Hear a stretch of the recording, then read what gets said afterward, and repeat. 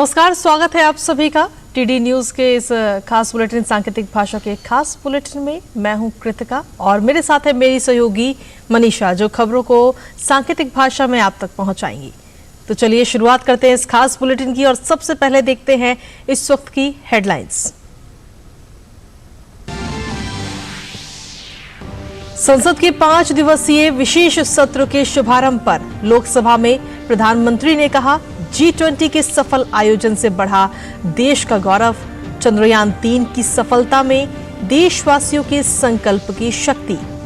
PM ने कहा, आज भारत ने विश्व मित्र के रूप में अपनी जगह बनाई। प्रधानमंत्री नरेंद्र मोदी ने अपने अभिभाषण में संसद भवन की गौरवशाली इतिहास को किया याद। कहा, इसी सदन में के लिए GST, one rank one pension और गरीबों के लिए आरक्षण जैसे ऐतिहासिक फैसले। प्रधानमंत्री नरेंद्र मोदी के संबोधन का विपक्षी नेताओं ने भी किया स्वागत। संसद में चर्चा के दौरान बीजेडी सांसद भर्तृहरि महताब ने एक देश एक चुनाव का किया समर्थन। कांग्रेस सांसद शशि थरूर ने कहा, नए संसद भवन में प्रवेश को यादगार बनाना सरकार की मंशा।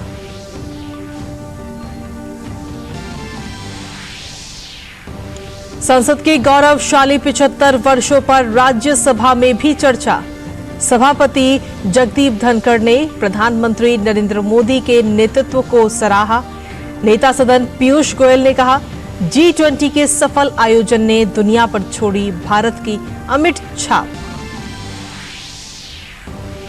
और झारखंड के मुख्यमंत्री हेमंत सोरेन को मनी लॉन्ड्रिंग मामले में सुप्रीम कोर्ट से नहीं मिली राहत।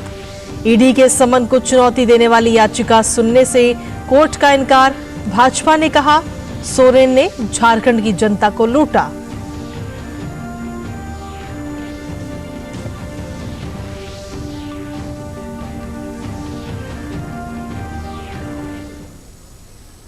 और चलिए हेडलाइंस के बाद अब खबरों में विस्तार से बात करते हैं और बुलेटिन की शुरुआत करते हैं आज की सबसे बड़ी और अहम खबर के साथ। दरअसल आज संसद के 5 दिवसीय विशेष सत्र का शुभारंभ हुआ और इस विशेष सत्र को संबोधित करते हुए प्रधानमंत्री नरेंद्र मोदी ने कहा कि ये सही है कि पुराने संसद भवन के निर्माण करने का निर्णय विदेशी शासकों का था, लेकिन इस भवन के निर्माण में परिश्रम और पैसा देशवासियों का लगा था। इस इमारत के निर्माण करने का निर्णय विदेशी शासकों का था, लेकिन ये बात हम न कभी भूल सकते हैं और हम गर्व से कह सकते हैं कि इस भवन के निर्माण में पसीना मेरे देशवासियों का लगा था, परिश्रम मेरे देशवासियों का लगा था और पैसे भी मेरे देश के लोगों के।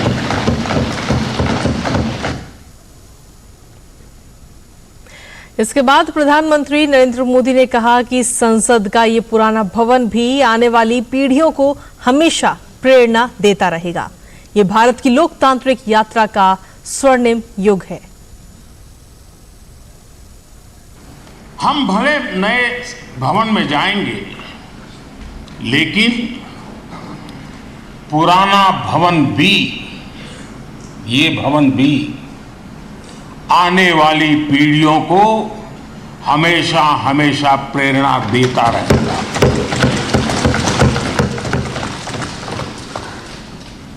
ये भारत के लोकतंत्र की स्वर्णिम यात्रा का एक महत्वपूर्ण अध्याय है, जो सारी दुनिया को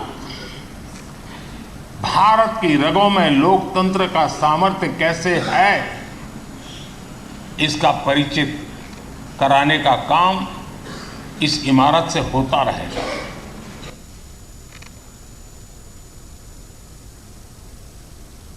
वहीं प्रधानमंत्री नरेंद्र मोदी ने अपने संबोधन में चंद्रयान 3 का भी जिक्र किया और कहा कि चंद्रयान 3 की सफलता से पूरा भारत गौरवान्वित है।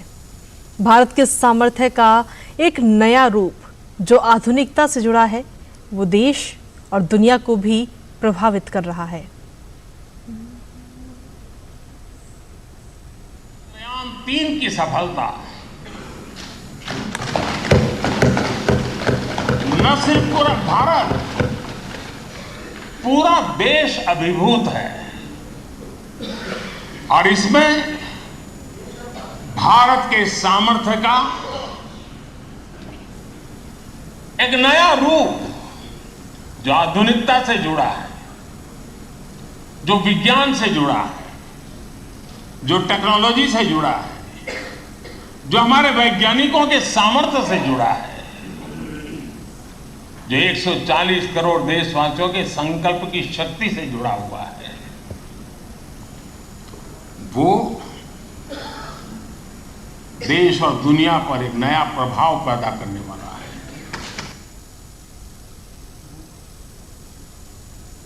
वहीं प्रधानमंत्री नरेंद्र मोदी ने G20 का जिक्र करते हुए कहा कि G20 की सफलता देश के 140 करोड़ नागरिकों की सफलता है। ये भारत की सफलता है, किसी व्यक्ति या पार्टी की नहीं। हम सभी के लिए जश्न मनाने का विषय है।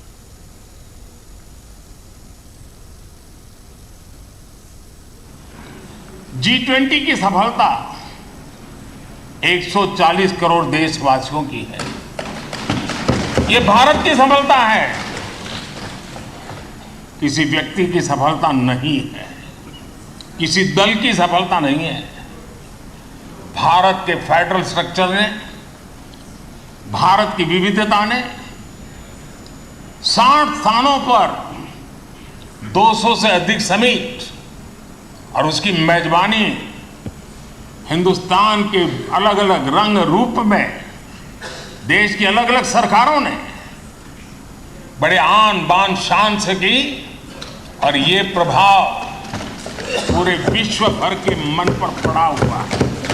ये हम सबके सेलिब्रेट करने वाला विषय है।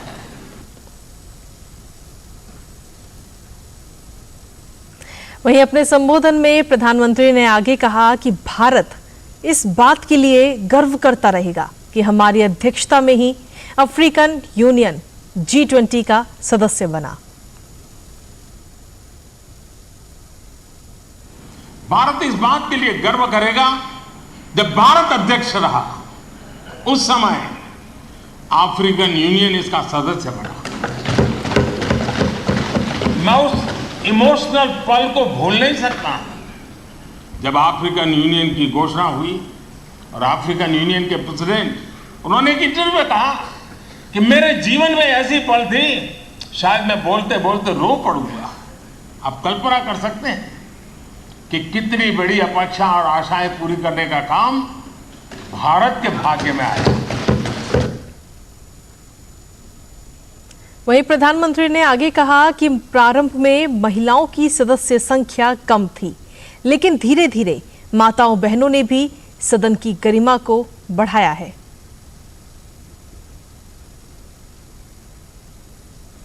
प्रारंभ में महिलाओं की सदस्य संख्या कम थी, लेकिन धीरे धीरे माताओं बहनों ने भी इस सदन की गरिमा को बढ़ाया है। इस सदन के गरिमा में बहुत बड़ा बदलाव लाने में उनका योगदान रहा है। आदरणीय अध्यक्ष जी, प्रारंभ से अब तक एक मोटा मोटा हिसाब लगाता था, करीब करीब 7,500 से अधिक जनप्रतिनिधि दोनों सदनों में मिलाकर के योगदान दे चुके हैं। इतने सालों में 7,500 से करीब ज्यादा। इस कालखंड में करीब 600 महिला सांसदों ने भी इस सदन की गरिमा को बढ़ाया है, दोनों सदन की। वहीं पीएम ने आज अपने संबोधन में संसद भवन पर हुए आतंकी हमले का भी जिक्र किया। उन्होंने कहा कि जब संसद भवन पर आतंकी हमला हुआ था, यह हमला किसी इमारत पर नहीं, बल्कि एक प्रकार से लोकतंत्र की जननी हमारी जीवित आत्मा पर हुआ था।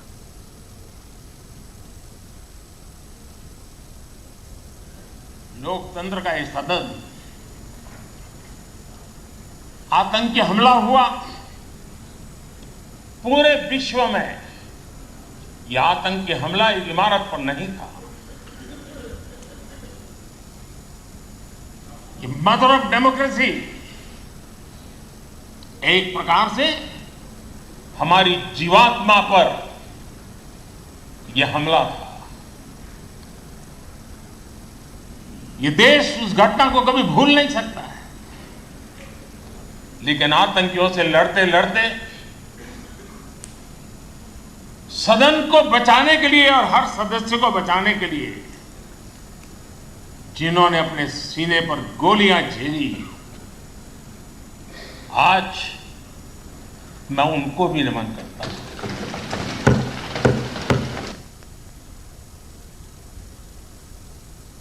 इसके बाद प्रधानमंत्री ने कहा कि तमाम चुनौतियों के बावजूद भी हर स्पीकर और हर सभापति ने सुचारू रूप से सदन को चलाया है।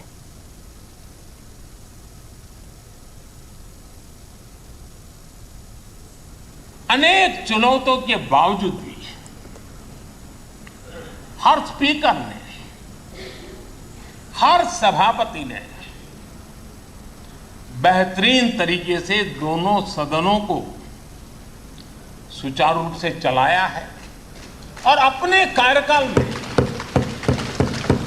उन्होंने जो निर्णय किए वो निर्णय मावलंकर जी से काल से शुरू हुए हो या सुमित्रा जी के कालखंड के हो या बिरला जी के, आज भी उन निर्णयों को रेफरेंस पॉइंट माना जाता है। ये काम हमारे करीब 17 स्पीकर और उसमें 2 हमारी महिला स्पीकर ने भी, और मावलंकर जी से लेकर के सुमित्रा ताई तक और बिरला जी का मार्गदर्शन आज भी हमें मिल रहा है। हर एक ने अपनी अपनी शैली रही है, लेकिन उन्होंने सबको साथ लेकर के नियमों कानूनों के बंधन में इस सदन को हमेशा ऊर्जावान बनाए रखा है। मैं आज उन सभी स्पीकर महोदय को भी आज वंदन करता हूं, अभिनंदन करता हूं। इसी दौरान प्रधानमंत्री ने अपने संबोधन में कहा कि इस सदन से विदाई लेना बहुत ही भावुक पल है। हम जब इस सदन को छोड़कर जा रहे हैं तो हमारा मन बहुत सारी भावनाओं और अनेक यादों से भी भरा हुआ है।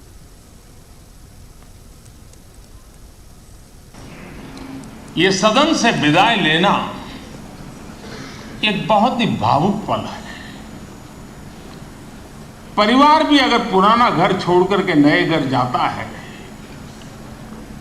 तो बहुत सारी यादें कुछ पल के लिए उसको झकझोर देती है, और हम जब ये सदन को छोड़ के जा रहे हैं तो हमारा मन मस्तिष्क भी उन भावनाओं से भरा हुआ है, अनेक यादों से भरा हुआ है। खट्टे मीठे अनुभव भी रहे हैं, नोकझोंक भी रही है, कभी संघर्ष का माहौल भी रहा है और कभी इसी सदन में उत्सव और उमंग का माहौल भी रहा है। ये सारी स्मृतियां हमारे साथ हम सबकी साझी स्मृतियां हैं, ये हम सबकी साझी विरासत है, और इसलिए इसका गौरव भी हम सबका साझा है।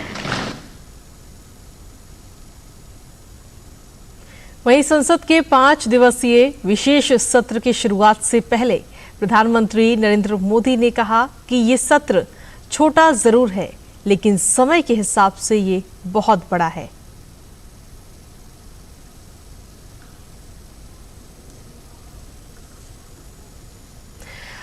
और वहीं आपको बता दें कि इससे पहले सदन की कार्रवाई शुरू होने पर लोकसभा अध्यक्ष ओम बिरला ने G20 की अध्यक्षता के लिए देश को बधाई दी।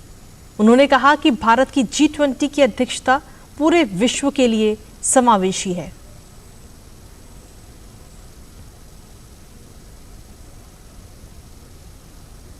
वहीं संसद के विशेष सत्र में लोकसभा अध्यक्ष ओम बिरला ने जानकारी देते हुए कहा कि संसद की दोनों सदनों के सदस्यों का संयुक्त फोटोग्राफ कल यानी कि 19 सितंबर को सुबह 9:30 बजे होगा।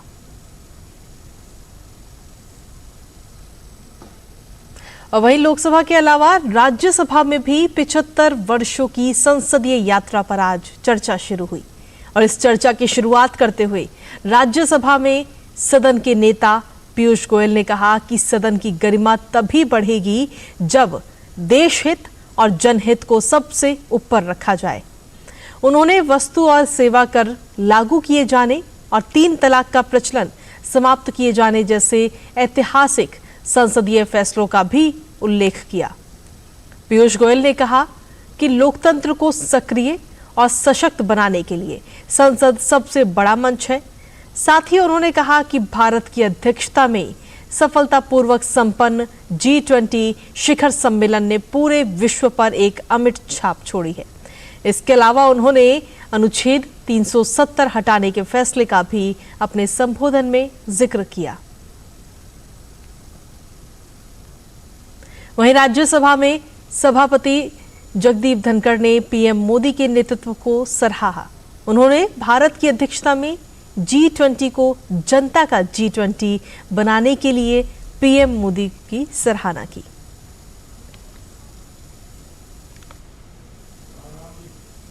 वहीं राज्यसभा के सभापति और उपराष्ट्रपति जगदीप धनखड़ ने संसद के विशेष सत्र के पहले उच्च सदन में उपाध्यक्षों के पैनल के पुनर्गठन पर घोषणा की।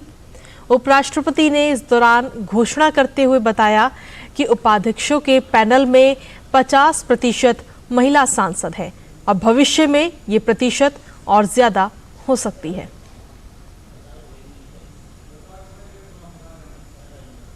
लोक जनशक्ति पार्टी के राष्ट्रीय अध्यक्ष चिराग पासवान ने लोकसभा में प्रधानमंत्री नरेंद्र मोदी के संबोधन का स्वागत किया। उन्होंने कहा कि पीएम मोदी ने बहुत ही संक्षिप्त में सभी विषयों पर सदन को जानकारी दी है।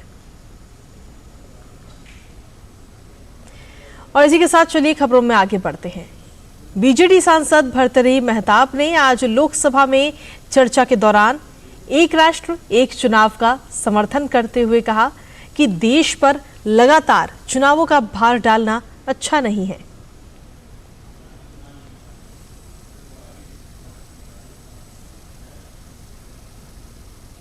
वहीं कांग्रेस सांसद शशि थरूर ने संसद के पुराने भवन को यादों से भरा हुआ बताया। उन्होंने कहा कि सरकार ने संसद के एक भवन से दूसरे भवन में स्थानांतरण को यादगार बनाने के लिए ये विशेष सत्र बुलाया है।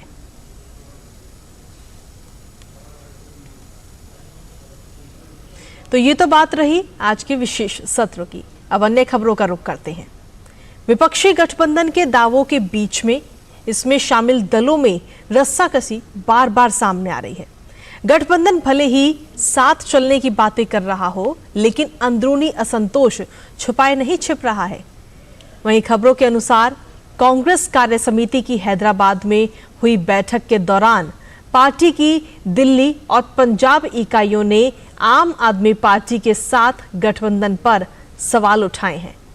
खबरों की माने तो कांग्रेस आला कमान ने इन अंदरूनी चिंताओं को सुनने के बाद आश्वासन दिया कि राज्य इकाइयों से सलाह के बाद ही कोई अंतिम फैसला किया जाएगा।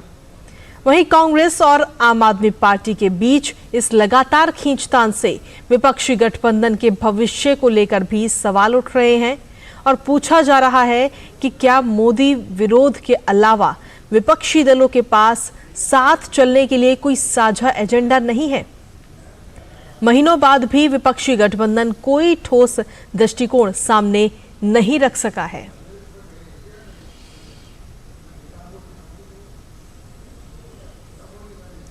अब बात करते हैं छत्तीसगढ़ की, जहां चंद्रपुर के कांग्रेस विधायक राम कुमार यादव का कथित रूप से नोटों के बंडल के साथ एक वीडियो इन दिनों चर्चा में है। हालांकि भाजपा इसको लेकर कांग्रेस पर सीधा निशाना साध रही है। भाजपा ने इस मामले की सीबीआई जांच की भी मांग की है। तो वहीं विधायक राम कुमार ने वीडियो को फर्जी बताया है।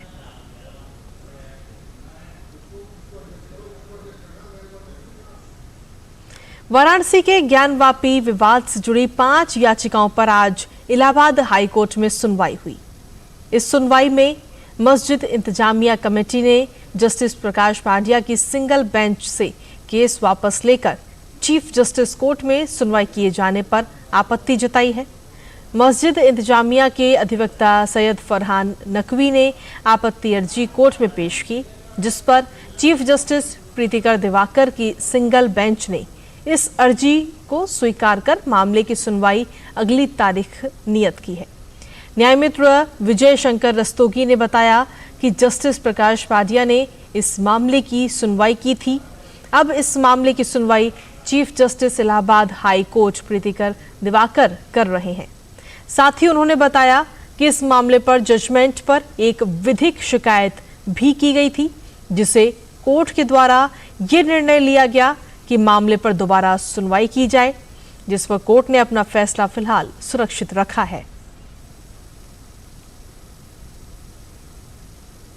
वहीं मनी लॉन्ड्रिंग के मामले में झारखंड के मुख्यमंत्री हेमंत सोरेन को सुप्रीम कोर्ट से फिलहाल राहत नहीं मिली है। प्रवर्तन निदेशालय के समन को चुनौती देने वाली हेमंत सोरेन की याचिका पर सुप्रीम कोर्ट ने सुनवाई से इनकार कर दिया है। सुप्रीम कोर्ट ने सोरेन को झारखंड हाई कोर्ट जाने को कहा है। कोर्ट के रुख को देखते हुए सोरेन ने अपनी याचिका वापस ले ली है। वहीं भाजपा ने हेमंत सोरेन पर सीधा निशाना साधते हुए उन पर भ्रष्टाचार का आरोप लगाया है। भाजपा प्रवक्ता सैयद जफर इस्लाम ने कहा कि हेमंत सोरेन नाम बदलकर प्रॉपर्टी खरीदते हैं और जब ईडी पूछताछ करती है तो कहते हैं हमारा कोई संबंध नहीं है। हेमंत सोरेन जो इंडिया अलायंस के मेंबर हैं, घमंडिया गठबंधन के साथी हैं और उन्होंने घुटने टेक दिए हैं जो दिल्ली में सरगना लोग हैं, जिन्होंने परिवारवाद को बढ़ाया है, जिन्होंने तुष्टीकरण को बढ़ाया है, जिन्होंने करप्शन को बढ़ाया है, उनके सामने घुटने टेक दिए हैं और उनके आदेशों पर प्रदेश को लूट रहे हैं।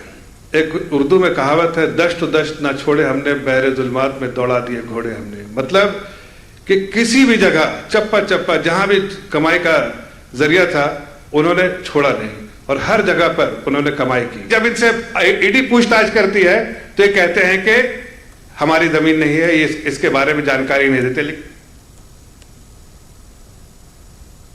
वहीं महाराष्ट्र के उप मुख्यमंत्री देवेंद्र फडणवीस ने कांग्रेस पर झूठी गारंटी देने का आरोप लगाया।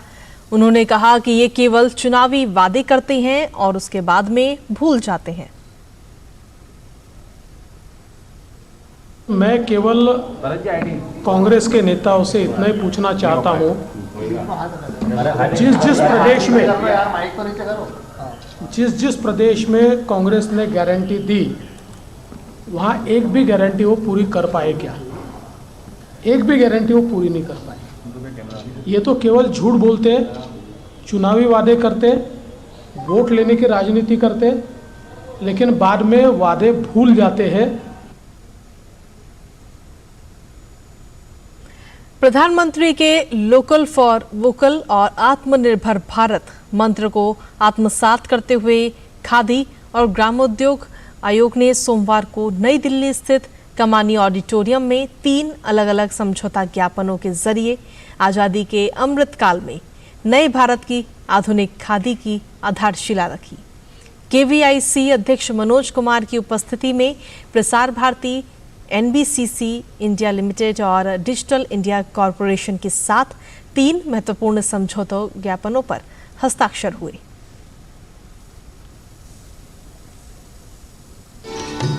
जल्द ही डीडी न्यूज और डीडी इंडिया के एंकर खादी के परिधान में नजर आएंगे।